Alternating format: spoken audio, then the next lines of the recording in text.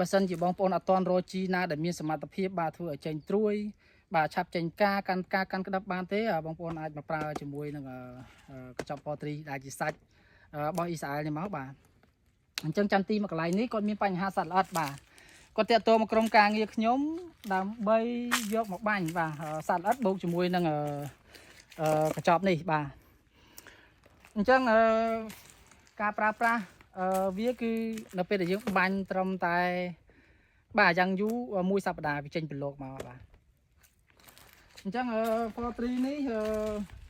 មកផ្អប់បងប្អូនមកផ្អប់អាចមាន10កញ្ចប់បាទបាទអញ្ចឹងបាទនេះមានការចុះវិជីការយ៉ាងត្រឹមត្រូវឯបាទមានអក្សរខ្មែរមានអីទាំងអស់ក្នុងការបញ្យល់បងប្អូនអញ្ចឹងមកកញ្ចប់វាណាមកកញ្ចប់វាលាយទឹកបាន800លីត្របាទនេះហើយចេះមកគឺមាន10កញ្ចប់2 4 6 8 10បាទមកកញ្ចប់នេះលាយទឹកបាន800លីត្របាទ800លីត្រអញ្ចឹងការណែនាំប្រើប្រាស់នៅក្នុងនេះមានអស់ហើយបាទលាយទឹកប៉ុណ្ណាការប្រើប្រាស់បែបណាអីគឺមានទាំងអស់បាទជាអក្សរខ្មែរក្នុងនេះណាបាទអញ្ចឹង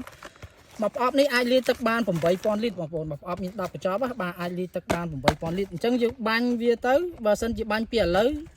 3អាទិត្យម្ដងគឺល្អខ្លាំងសម្រាប់ចន្ទទីណាបាទអញ្ចឹងយើងប្រើប្រាស់វាព្រោះនេះជាសាច់សុទ្ធរបស់អ៊ីស្រាអែលបាទពណ៌ខ្មៅយើងលាយជាមួយទឹកហើយបាញ់ទៅអាចលាយជាមួយថ្នាំសត្វល្អិតបានគ្រប់ប្រភេទបាទបងប្អូនប្រើទៅបាទអានេះវាចេញមកតាំងពី2016ឥឡូវវាជិត10ឆ្នាំហើយបាទគេកំពុងតែចែកចាយប្រើប្រាស់ទូទាំងពិភពលោកដូច72ប្រទេសឥឡូវនេះបាទ72ប្រទេសហើយមានប្រទេសខ្លះវាឈរជើងជាប់លេខ1ដូចជាជិត10ឆ្នាំហើយជាប់គ្នាអត់មានអាគេបបាយយកបានទេអញ្ចឹងបងប្អូនសាកល្បងយកទៅប្រើទៅបាទបាញ់ត្រឹមតែមួយសប្តាហ៍ដឹងហើយ